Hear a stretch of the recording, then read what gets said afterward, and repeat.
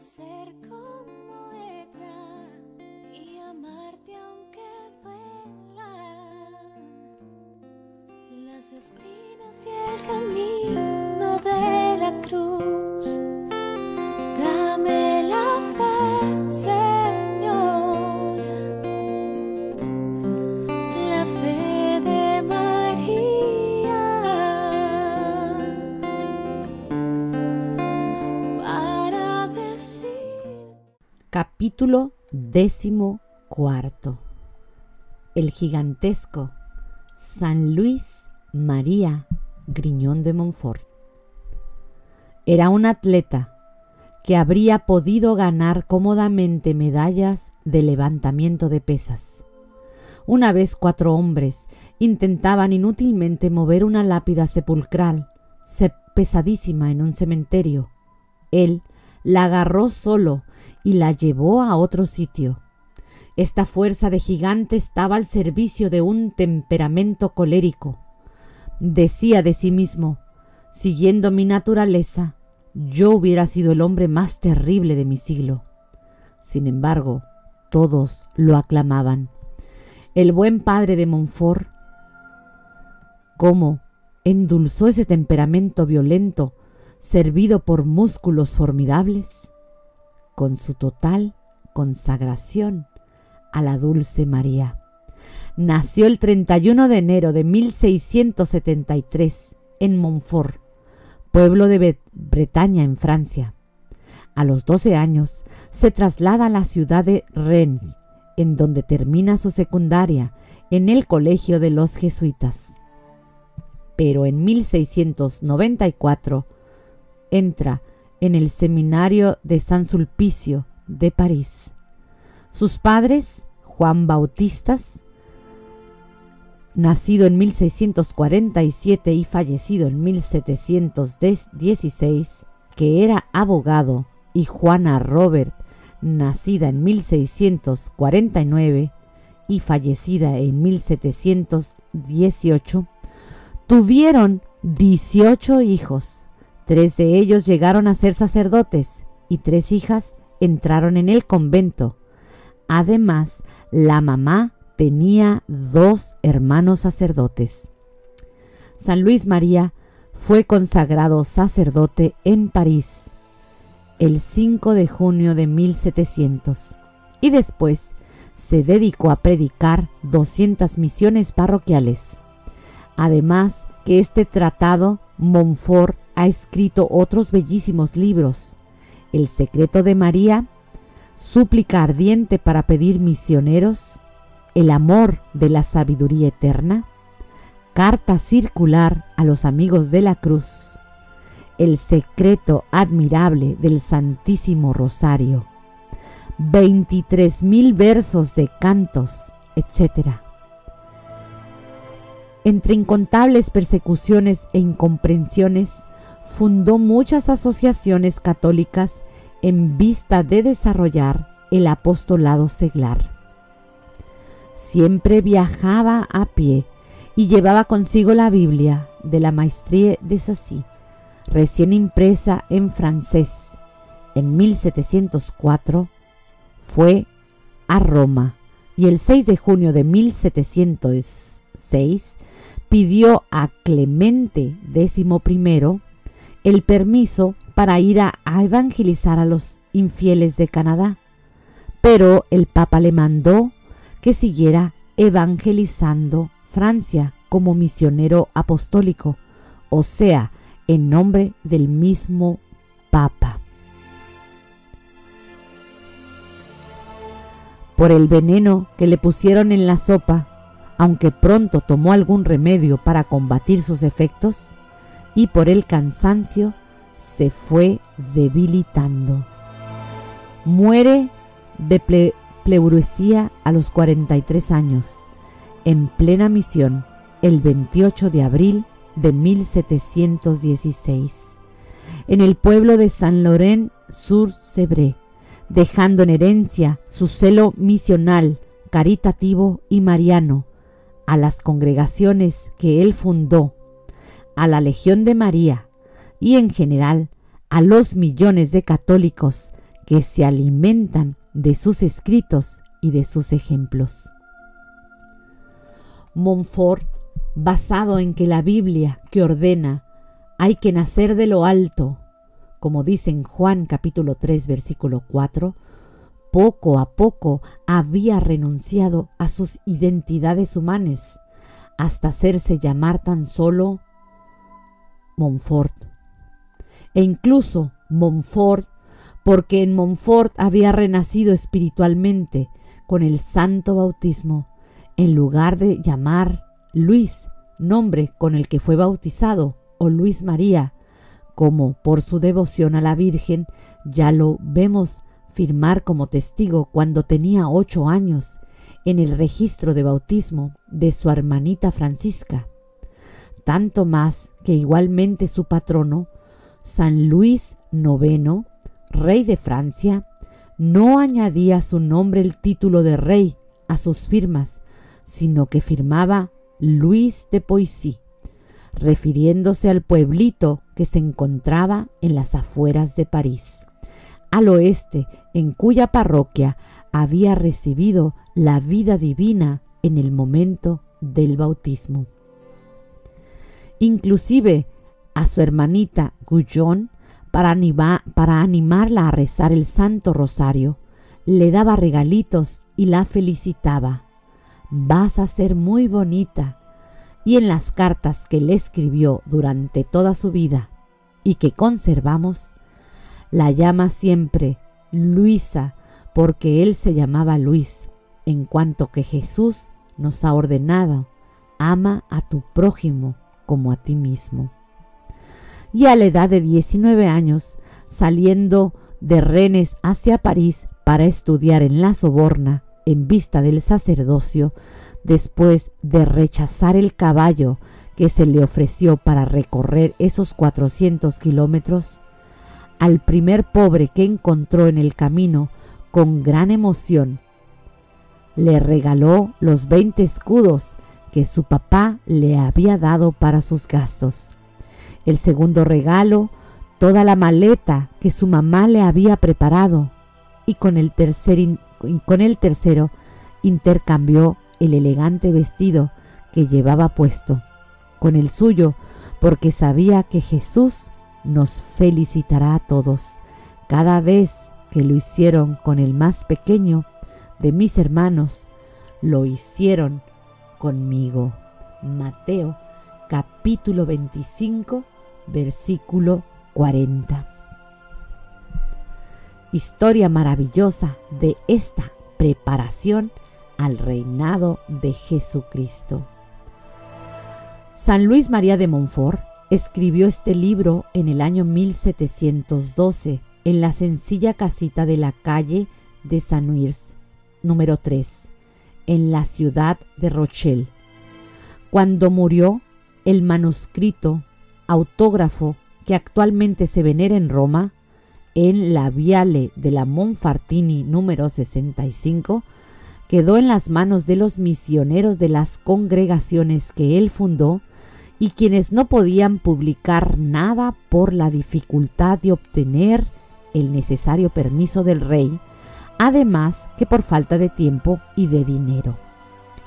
Así que comenzaba a realizar la asombrosa y detallada profecía que San Luis María había formulado en el numeral 114 de este libro sobre los esfuerzos que Satanás haría para que no sea publicado, y sobre el definitivo gran éxito del libro y de aquel de quien el Espíritu Santo se ha servido para redactarlo.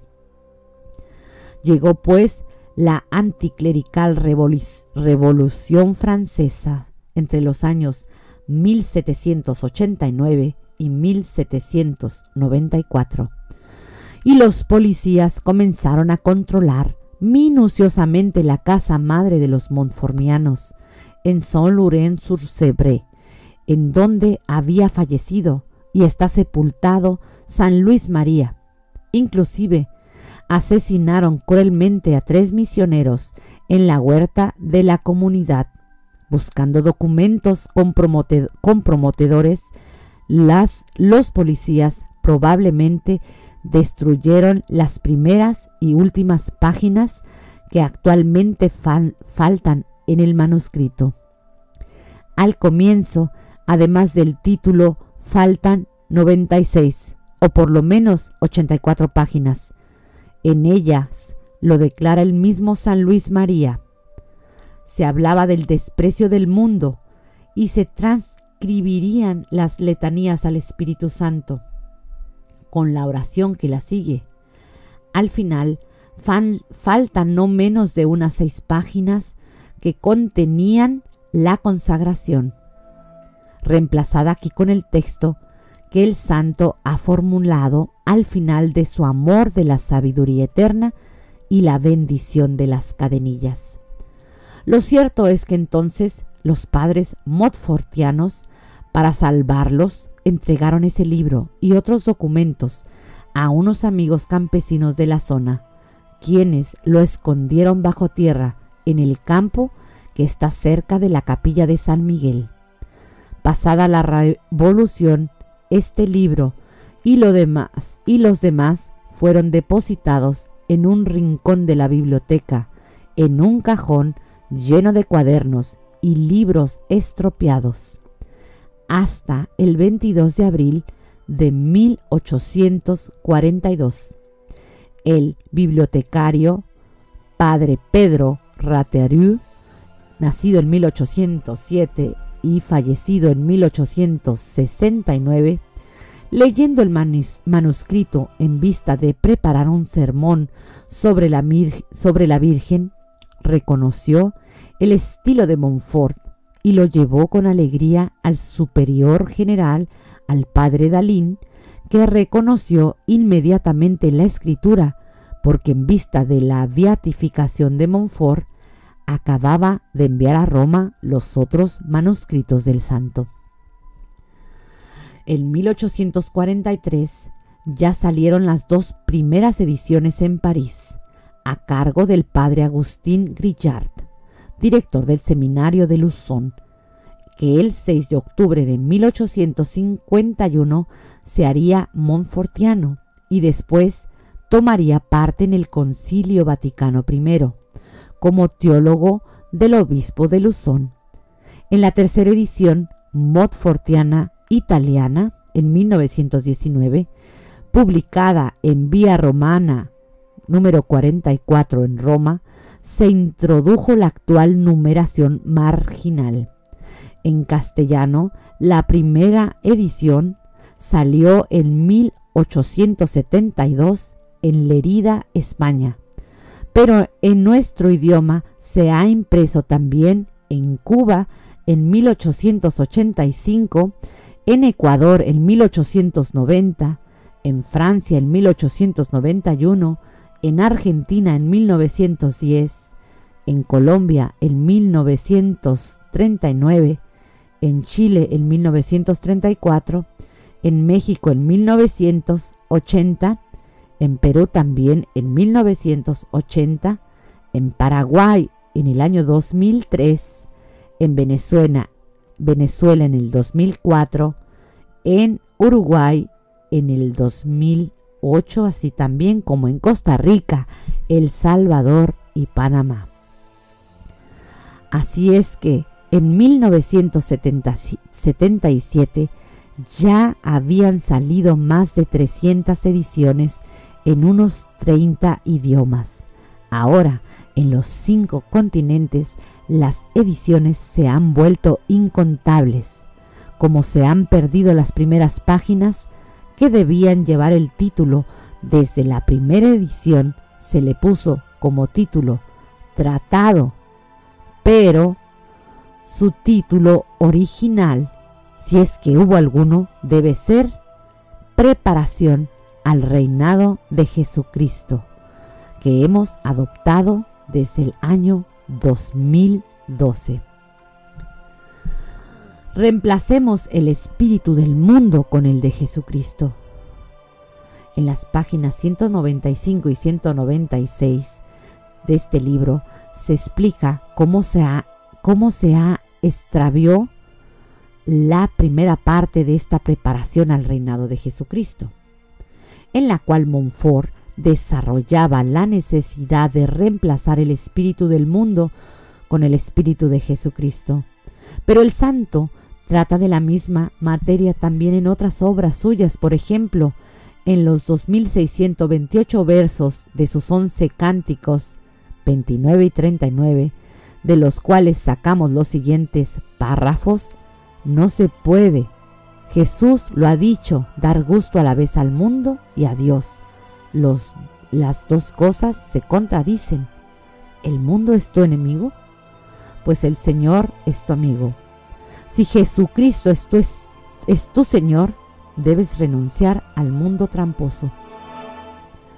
Si estuvieras convertido, los mundanos tomarían partido contra ti. Aléjense de nosotros. Ustedes, que en contra de lo que el Espíritu Santo piden, unen al mundo a Jesucristo. Huyan de los infelices mundanos y pisoteen su vano lenguaje. ¿Qué es el mundo tramposo? Es la asamblea universal de los pecadores que hacen al Señor una guerra horrible y cruel, a veces descaradamente, pero más a menudo secretamente. El Espíritu Santo lo llama carne apestosa, camino ancho que lleva a la perdición, la sinagoga de Satanás, la gran asamblea de los malvados, la infame y grande Babilonia. El mundo es Satanás, que se disfraza para volverse agradable, para enrolar al universo entero y llevárselo al infierno. Jesucristo es nuestro gran modelo. Los mundanos lo han llamado pecador, borracho, brujo, mentiroso. El discípulo como el maestro, el esclavo como su dueño, deben sufrir de parte de ese traidor. El mundo siempre y en todas partes ha golpeado a los servidores de Dios. Yo seré auténticamente feliz si en esta vida se me combatiera en todas partes con calumnias y envidias, si a pesar del qué dirán y del infierno, yo resistiré. Voy a sostener con fuerza al hombre débil para que no caiga. Le llamaré la atención con dulzura, aunque se me persiga. Quiero volverme todo para todos, intentando conseguirlos a todos para Jesús con mi penitencia.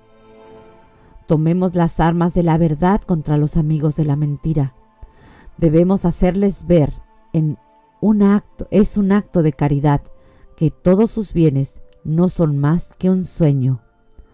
Si uno habla contra nuestro honor, utilizando la calumnia, y el otro nos censura riéndose a carcajadas, ese honor que ellos creen quitarnos con nuestro sufrimiento no hace más que crecer. Inclusive es un honor que unos locos se burlen de ti.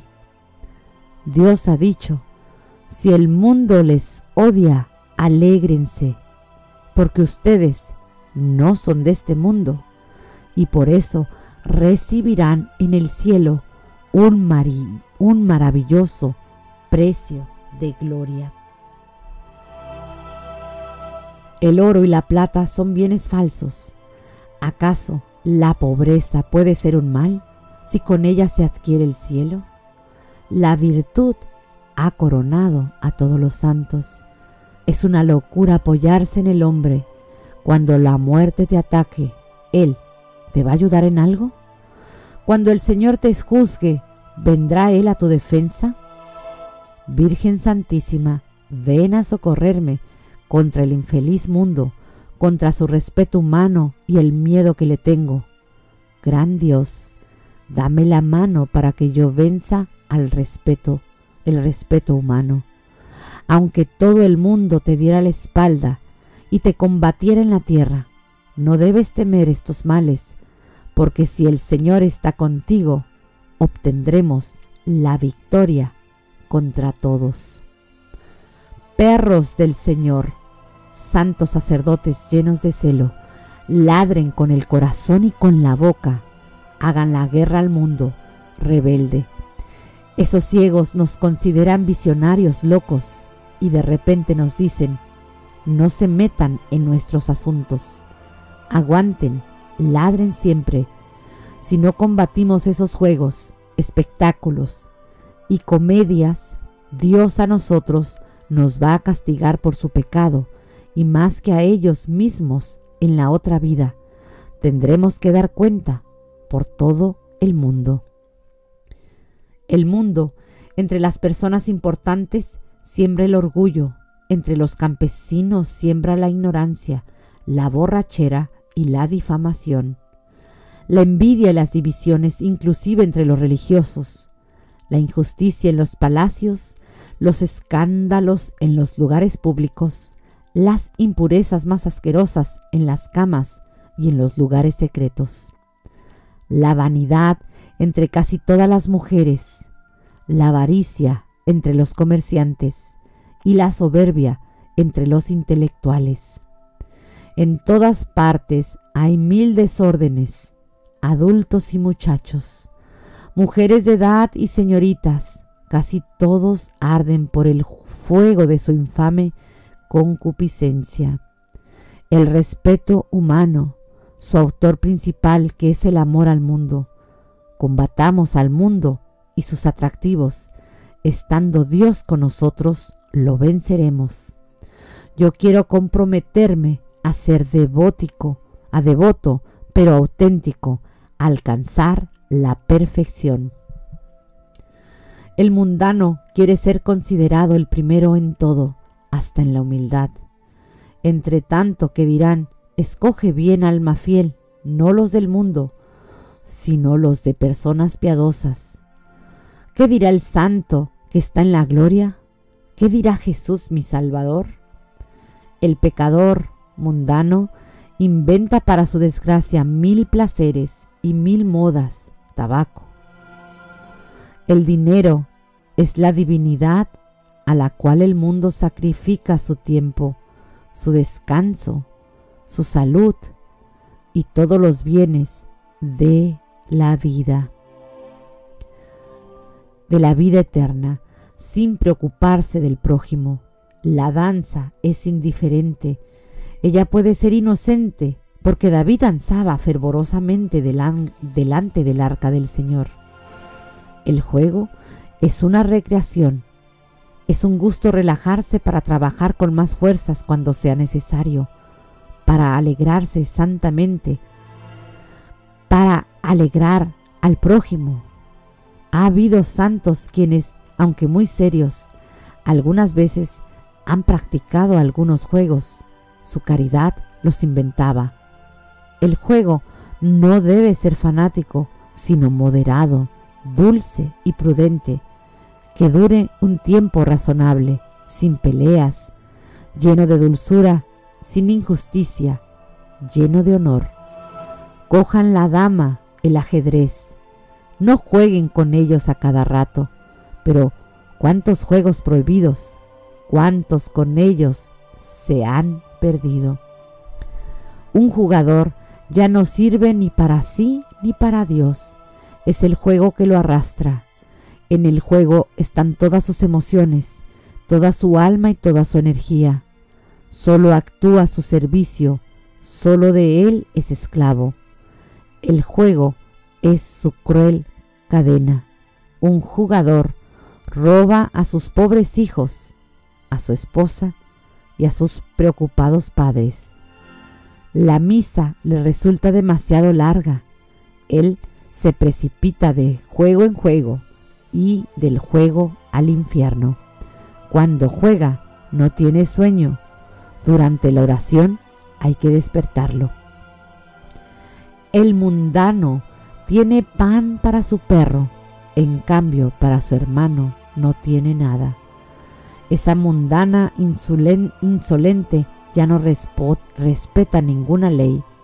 Inclusive se atreve a llevar la cruz al cuello encima de su carne escandalosa. El mundo, aunque exteriormente aparenta estar feliz, interiormente está triste. Los mundanos llaman escrupulosos a todos los que no actúan como ellos. Indulgencias plenarias para los consagrados. Actualmente, los esclavos de amor de María de todos los países del mundo suelen, aunque no es obligatorio hacerlo, inscribirse en la Asociación María Reina de los Corazones, cuyo santuario está en la Vía Romana número 44 en Roma, en Italia. El título de la Reina de los Corazones fue difundido por San Luis María de Montfort, aunque la idea es común a muchos santos anteriores. Inclusive, el mismo título de Reina de los Corazones se encuentra explícitamente en la devoción al Santísimo Corazón de la Santa Virgen María, de 60 páginas, de San Juan Eudes, que publicó en el año 1950. ¡Cuántas alabanzas no merece esta Reina de los Corazones! El padre Grandet, que en 1724 publicó la primera vida de Montfort, narra que el obispo de La Rochelle, Monseñor de Chamflot, autorizó al padre Mulot, sucesor de Montfort, a bendecir las cadenillas, como la bendecía el difunto padre de Montfort. Y el 20 de septiembre de 1740, Benedicto XIV autorizó al obispo de La Rochelle para que el 10 de noviembre de 1740 aprobara la esclavitud de la Santísima e Inmaculada Virgen María, y lo hizo con tanto éxito que 7 meses después el párroco de la parroquia de San Nicolás escribe que ya estaban inscritas en ella miles de personas, entre otras numerosos miembros que de la corte del rey de Francia, un buen número de sacerdotes de varias diócesis jesuitas, capuchinos, Mulot y casi todos los padres montfortianos y las madres montfortianas, pero en 1758 esta cofradía fue prohibida por el rey de Francia y desapareció. La primera nueva cofradía de María Reina de los Corazones fue fundada el 25 de marzo de 1899 en la parroquia de Nuestra Señora de Lourdes, en Ottawa, Canadá, que está confiada a los padres montfortianos. La fundó el arzobispo de Ottawa, el padre Thomas Duhamel. León XIII, el 30 de mayo de 1899, ya concedía la indulgencia plenaria a los miembros de esta cofradía el día de la inscripción, y cada año el día de la Anunciación. Mientras tanto, otras cofradías con el mismo nombre iban surgiendo por todas partes. Consagración durante las misiones parroquiales. Al final de las santas misiones parroquiales, de unos 25 días cada una, que Montfort predicaba de pueblo en pueblo, el santo organizaba una consagración comunitaria, cuyos puntos esenciales citamos entre comillas a continuación para que cualquiera los aproveche según las circunstancias pastorales de los distintos ambientes. Antes de la Santa Misa, el sacerdote bendice el agua y asperge a los presentes. Sigue una corta procesión hacia la puerta de la iglesia, cantando o recitando una decena del rosario. Los ayudantes llevan la cruz, la imagen de la Virgen, el Evangelio, el cirio y el agua bendita. El celebrante principal y después el pueblo llegan al final. Por grupitos delante de la cruz, que en la puerta de la iglesia tienen a su derecha la Virgen y a su izquierda el Evangelio, se lee en voz alta este letrero: renuncio para siempre a lo mundano, al pecado, al demonio y a mis pecados. Pasando el mismo grupito al Evangelio dice: creo firmemente en todas las verdades del Santo Evangelio de Jesucristo. Cuando la procesión llega a la pila bautismal, siempre por grupitos se dice: prometo, con la gracia de Dios, que no me faltará guardar los mandamientos de Dios y de la Iglesia aceptados el día de mi bautismo. la procesión llega al altar mayor cantando el credo y levantando por 3 veces el Evangelio y diciendo cada vez en tono más elevado: «Este es el Evangelio de Jesucristo», y todos responden: «Sea alabado Jesucristo en el tiempo y la eternidad». Llegados al altar, se pone la cruz en el centro del presbiterio y por grupitos, delante de la Virgen María, que se encuentra a su derecha, antes de besar a la Virgen y de ir a la banca para la Santa Misa, se dice: «Me consagro totalmente a Jesucristo por tus manos, oh María, para vivir mi compromiso con Él todos los días de mi vida». Montfort, durante las santas misiones que predicaba, trasladándose de pueblo en pueblo, aproximadamente cada mes, no daba la absolución a los fieles que no firmaban el contrato de alianza que él hacía imprimir en media carita de página, y de la que nos quedan 4 ejemplares, con la firma del penitente y también del mismo santo. En ese contrato están resumidos todos los deberes de aquel que se consagra a Jesús por las manos de María. El de Vauban, el 3 de diciembre de 1715, dice: «Contrato de alianza con Dios, votos o promesas bautismales». Creo firmemente todas las verdades del Santo Evangelio de Jesucristo. Renuncio para siempre al demonio, al mundo, al pecado y a mí mismo. Prometo, con la gracia de Dios, que no me faltará guardar fielmente todos los mandamientos de Dios y de la Iglesia, evitando el pecado mortal y sus ocasiones, entre otras, las malas compañías. Me entrego totalmente a Jesucristo por medio de María, para llevar mi cruz en su seguimiento todos los días de mi vida. Creo que quienes infrinjan estos votos sin arrepentirse de ello se condenarán, y que quienes lo guarden hasta la muerte se salvarán. En fe, de lo cual firmo, dado enfrente de la iglesia en la parroquia de Vauban, el 3 de diciembre del año 1715. San Luis María Griñón de Montfort. Prácticas de quienes han renovado los votos bautismales al fin de vivir cristianamente. 1. Huiré de la danza, las comedias y demás espectáculos, de los juegos del azar, el lujo, la vanidad, la lectura de los malos y las canciones frívolas. 2. Solo por necesidad entraré en las tabernas y demás lugares peligrosos. 3. Me confesaré cada mes y con mayor frecuencia, si me es posible, por obediencia a un buen director. 4. Cada año, el 4 de julio, renovaré en privado mis votos bautismales, recitaré el Santo Rosario, adoraré al Santísimo Sacramento durante media hora y trataré de comulgar el mismo día. Recitaré todos los días la coronilla de la Virgen y 5 Padre Nuestros y 5 Aves Marías en honor del santo nombre de Jesús, que guardaré con cariño hasta la muerte. Con el permiso del Papa, Montfort repartía pedacitos de tela o de papel que llevaba escrito el nombre de Jesús y ordenó a sus misioneros: harán renovar las promesas del bautismo conforme a la orden del Papa de la manera más solemne, y no darán la absolución y la comunión a ningún penitente que antes con los otros no haya renovado las promesas del bautismo. Hay que haber experimentado los frutos de esta práctica para conocer su valor.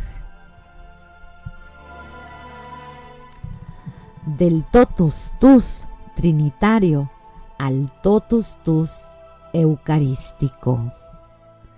La Iglesia Católica está basada en el totus tus trinitarios, que actúa desde toda la eternidad y concluye con el totus tus eucarístico, en el cual Jesús se nos entrega en cuerpo, sangre, alma y divinidad, y que durará eternamente.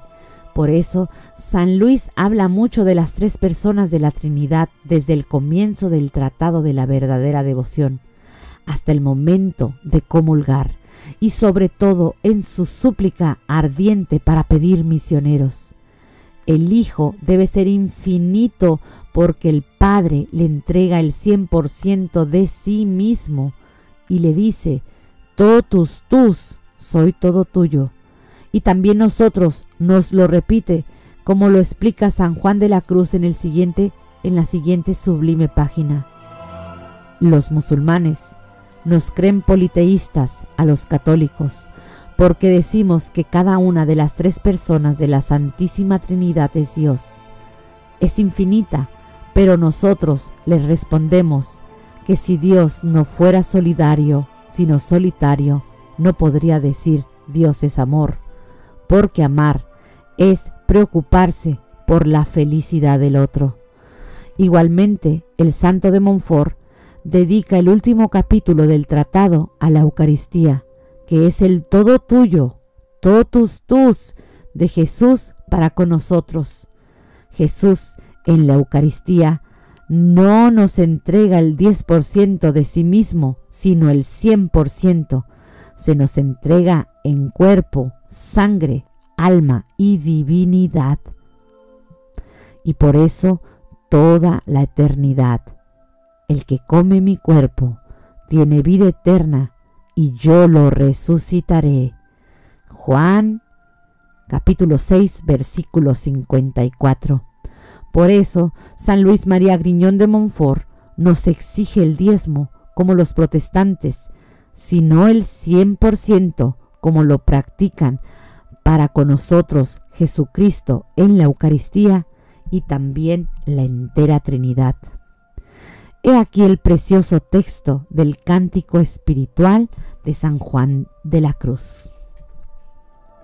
El aspirar del aire. Esté muy subidamente levantada el alma y le informa para que ella aspire en Dios la misma aspiración de amor que el Padre aspira en el Hijo y el Hijo en el Padre. ¿Qué es lo que entiendo quiso decir San Pablo cuando dijo: por cuanto sois hijos de Dios, envió Dios en vuestros corazones el Espíritu de su Hijo, clamando en oración al Padre?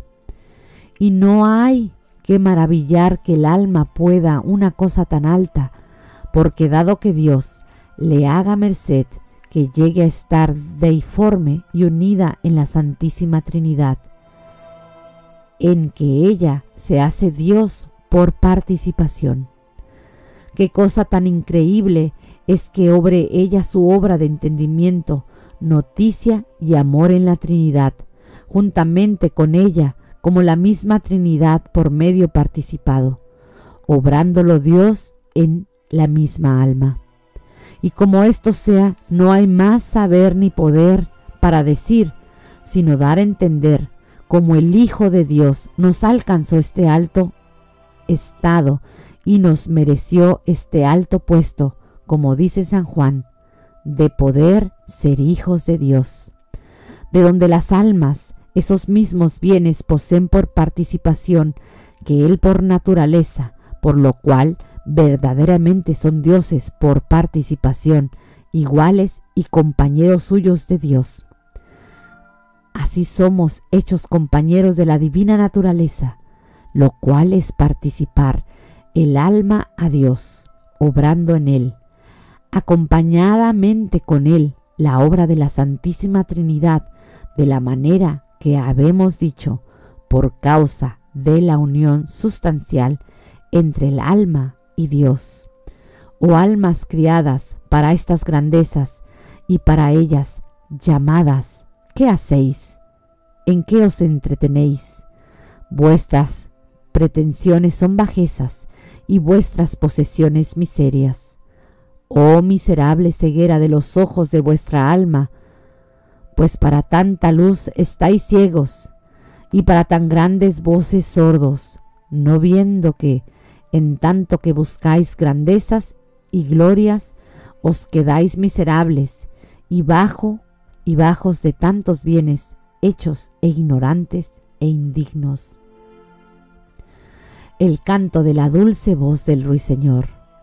Lo que nace en el alma de aquel aspirar del aire es el canto de la dulce voz del ruiseñor, porque así como el canto del ruiseñor se oye en la primavera pasada ya los fríos y lluvias de invierno y hace melodía al oído y al espíritu recreación, así en esta actual comunicación y transformación de amor, amparada ya la esposa y libre de todas las turbaciones y variedades temporales, y desnudas y purgada de las imperfecciones y penalidades y nieblas naturales, siente nueva primavera en su espíritu, en el cual siente la dulce voz del esposo, que es su dulce voz de ruiseñor, la cual refrigeria y renueva la sustancia de su alma, en cuyo refrigerio y amparo y sentimiento sabroso a ella, también da su dulce voz de ruiseñor con nuevo canto a Dios, juntamente con el que la causa. En la noche serena, esta noche en que el alma desea ver estas cosas, es la contemplación, porque la contemplación es oscura, que por eso la llaman por otro nombre, mística teología, que quiere decir sabiduría escondida y secreta de Dios, en la cual, sin ruido de palabras y sin servicio y ayuda de algún sentido corporal ni espiritual, como en silencio y quietud de la noche, a oscuras de todo lo sensitivo y natural, enseña Dios ocultísima y secretísimamente al alma, sin ella saber cómo. Igualmente, Concepción Cabrera de Armida, el 28 de agosto de 1898, escribía: veía al Eterno Padre, gozándose eternamente en sí mismo, en sus perfecciones infinitas, en una complacencia indecible, y de este gozo purísimo reproducirse con la intensidad de aquella limpidez. En la segunda persona divina, que es el Verbo, veía yo a este Verbo como el reflejo completo y exacto del Padre, y ante aquel arrebato eterno de santísimo amor divino entre el Padre y el Hijo, producirse el lazo de luz y amor. El Espíritu Santo, inseparable del Padre y del Hijo, lo entendía. Todo en un punto, sin tiempo ni división. Sean mutuamente esclavos de amor. Queremos ser esclavos de amor porque Jesús y María también lo fueron. Nuestro Señor Jesucristo, a pesar de su condición divina, no se agarró a su igualdad con Dios, sino que se rebajó a sí mismo hasta ya no ser nada, tomando la condición de esclavos. Sin embargo, nosotros no lo consideramos esclavo nuestro, sino nuestro Dios. Ustedes me llaman Maestro y Señor, y con razón, porque lo soy, dice Jesús. Igualmente, nosotros queremos ser sus esclavos. Cuando ustedes hayan hecho todo lo que se les ha mandado, digan: somos esclavos inútiles. Pero Dios no quiere considerarnos esclavos, sino dioses. Ya no los llamo esclavos, los llamo amigos, partícipes de la naturaleza divina. Es la ley del amor auténtico en el que cada uno se pone desinteresada y totalmente al servicio del otro. Además, el santo ya había contestado a las futuras dudas, citando a Grenier: es falso decir que el amor perfecto es la característica de los hijos y no de los esclavos, porque la esclavitud para con la Santa Virgen es una esclavitud voluntaria que supone un amor tan grande que las personas quieren voluntariamente hacerse esclavas. Y citando a Ollier, el santo añade: los vínculos y los compromisos amorosos para el alma bien dispuesta y ferviente son un desahogo y un alivio, y para el alma tibia son un tormento y un obstáculo. Dios se hizo esclavo por amor a María y a todo el mundo. María se hizo esclava por amor a Dios y a todo el mundo. Dice San Luis María de Montfort: al Señor lo podemos llamar Jesús de María, y a la Santísima Virgen María de Jesús. Además, el Señor se ha dado entero a mí, y también María se da toda a su esclavo. María le pertenece totalmente. De la misma forma, nosotros debemos ser esclavos de Jesús y de María, e inclusive los unos de los otros, según lo ordena la Santa Biblia, siendo mutuamente esclavos de amor, aunque combatiendo siempre cualquier esclavitud embrutecedora. Esa esclavitud de amor, exactamente por ser la más desinteresada, se disuelve en la infinita, gozosa unidad trinitaria. Que todos sean uno, como tú, Padre, estás en mí y yo en ti, sean también uno en nosotros. Dios es trino porque es amor. Y el amor más grande consiste en dar la vida como un esclavo. La santa esclavitud es declarativa. Para nuestra consagración vale lo que León XIII, el 25 de mayo de 1899, decía de la consagración a Jesucristo, el cual, llevado de su bondad y caridad infinita, no rechaza que le ofrezcamos lo que es suyo y que se lo debemos y consagremos, como si se tratara de cosa nuestra, y consagrándonos al mismo, no solamente reconocemos y acatamos su poderío de un modo grato y manifiesto, sino que al mismo tiempo atestiguemos con ello que si en realidad fuera verdaderamente nuestro lo que ofrecemos, lo diríamos con la misma excelente voluntad. Y el mismo Papa mandó que en ese sentido todos los cristianos, cada año, en el 34 domingo ordinario, dijeran a Jesucristo: tuyos somos y tuyos queremos ser.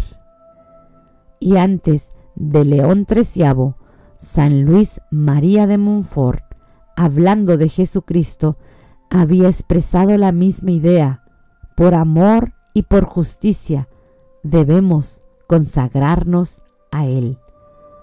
Por eso se dice que la esclavitud de amor no es constitutiva, sino declarativa.